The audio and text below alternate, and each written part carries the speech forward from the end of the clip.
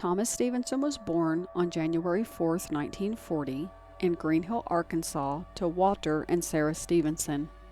He was the youngest of 12 siblings, with 4 older brothers and 7 older sisters. He was a husband, father and grandfather, the grandson of a preacher, and an Air Force veteran. He joined the Air Force in 1957 when he was 17 and retired 30 years later. He retired as a Chief Master Sergeant, the Air Force's highest enlisted rank. During his military service, he served in 5 countries and 8 states. He was awarded 11 medals, including the Bronze Star, Meritorious Service Medal, 4 Oak Leaf Clusters, and the Air Force Commendation Medal. About a year after he retired, Thomas started working as a civilian employee at the Davis-Monthan Air Force Base in Tucson, Arizona. He worked his way up to the top-level position of Deputy Supply Chief. He was the second in command of the supply squadron for the 355th Tactical Fighter Wing. He loved the Air Force and golf. According to his niece, Teresa Lyons, his whole life was the Air Force. The military is what he loved other than his golf game. Decades of military service created a life of routine for Thomas. Friends and neighbors said you could set your watch by him. Every weekday, his garage door opened at exactly 6 o'clock in the morning when he left for work, and again at 4:30 in the afternoon when he returned home.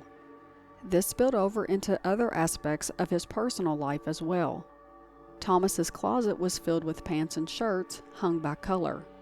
He had 3 sock drawers where each drawer contained a different color sock. 1 drawer for black, 1 for blue, and 1 for white. Neighbors said they would even see him mowing the lawn in clothes that were starched and pressed. Thomas even had a routine when it came to golf. He would regularly play golf with his friends at the Davis-Monthan Air Force Base on Sundays. When he returned home, he would always change his clothes and have a snack of popcorn and soda. But this sense of everything had to be in order didn't affect his personality. He was well liked and respected as a supervisor and took care of his employees and airmen. Thomas's family said he was a good person, kind and compassionate. Everyone he met liked him. They said he was an all-around great guy. They also said he would not break from his routine. So his strict regimen and not having any enemies made what happened to him all the more baffling for family, friends, and police. Thomas Stephenson went missing on August 16, 1998, at the age of 58. He was last seen leaving the Davis-Monthan Air Force Base around 11:30 in the morning after playing a round of golf with friends. His wife of almost 30 years, Suzanne Stephenson, was spending that weekend with a friend in Phoenix.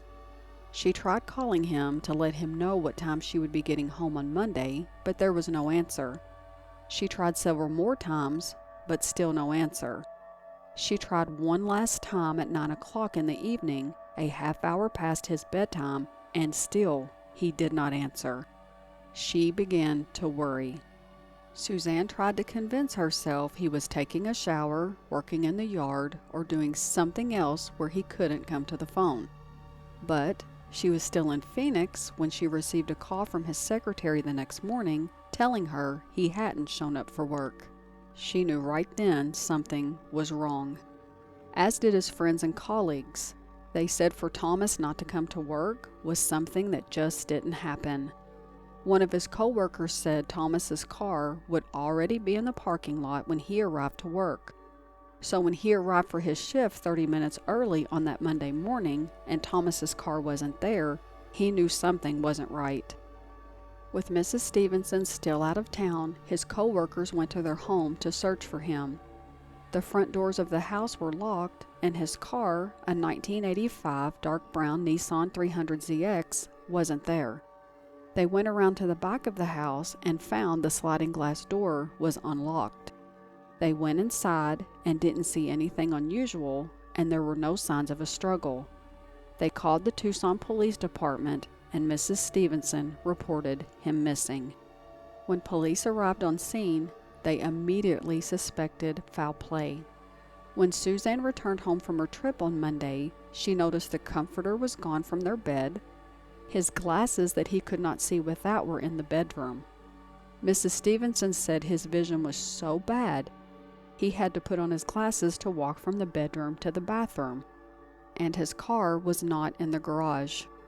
She knew he didn't leave the house alone because he couldn't see to drive without his glasses. There were no signs of a struggle or forced entry, so Mrs. Stevens believes her husband knew them. She said Thomas would never let a stranger into their home. She went on to say, "My husband knew the person who came in the house and did that to him. It breaks my heart. I feel like sometimes I'm in a bad dream and can't wake up out of it." Over the course of the next few days, investigators became more and more confused. The family received a call from someone demanding $20,000 and Thomas's glasses, but the caller didn't say where to take the money or what would happen if they didn't comply. Then someone tried twice to use Stevenson's credit card at 2 different ATM locations. The first attempt was the day he disappeared. Someone heavily disguised tried to make a withdrawal from the Bank One walk-up ATM at West River Road and North Campbell Avenue. The second attempt was the next day. Someone with a cloth wrapped around their face tried to make a withdrawal from a drive-up Bank One cash machine at Indian School Road and 33rd Street in Phoenix. They did not get any cash either time because they input the wrong PIN. On August 18, 1998, 2 days after he went missing, Thomas's 1985 Nissan 300ZX was towed to the Jim Click Nissan dealership at 850 West Auto Mile Drive in Tucson. Police said a man called for the car to be towed.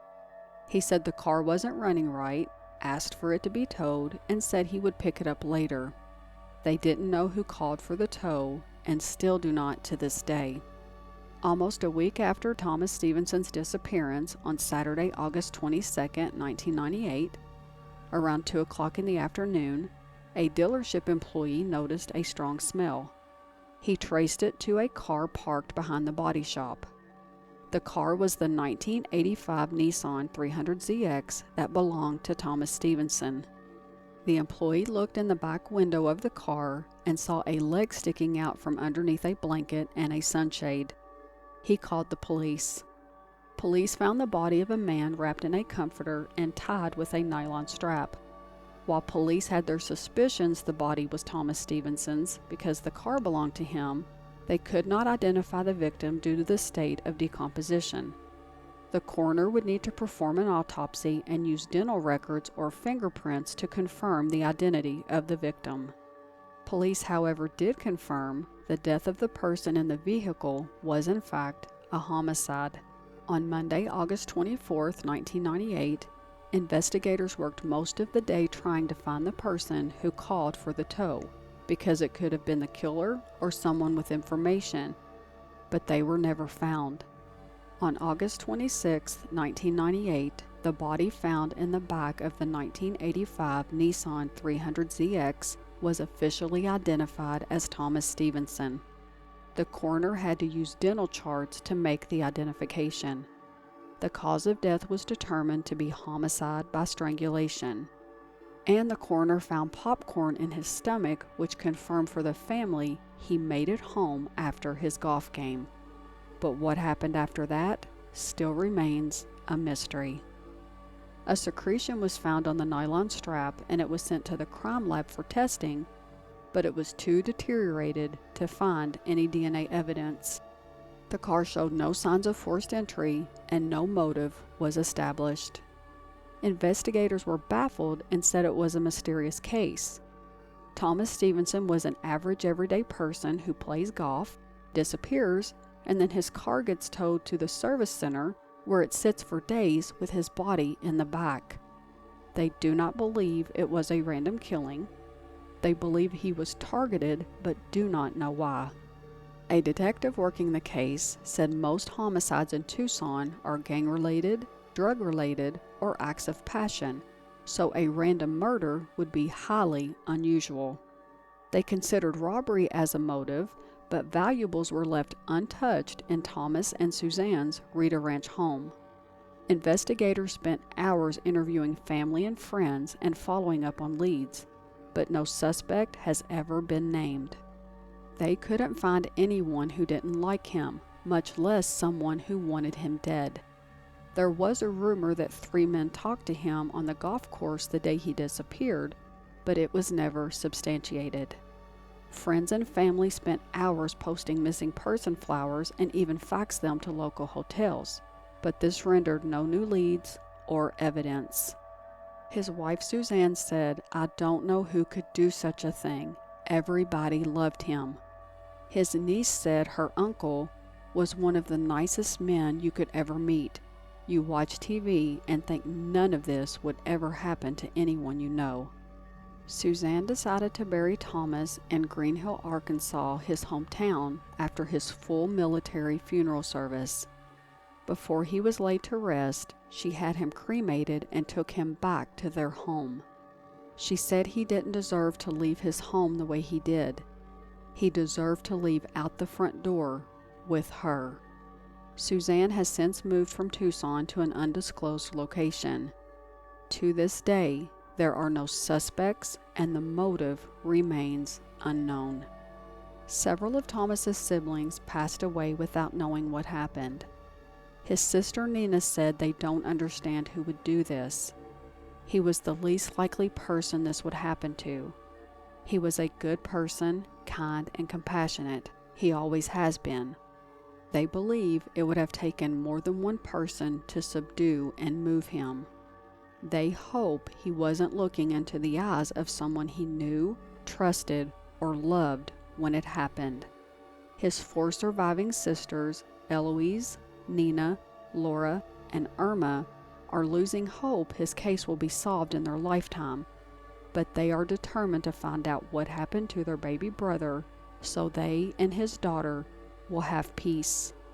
If you have any information regarding this case, please contact the Tucson Police Department.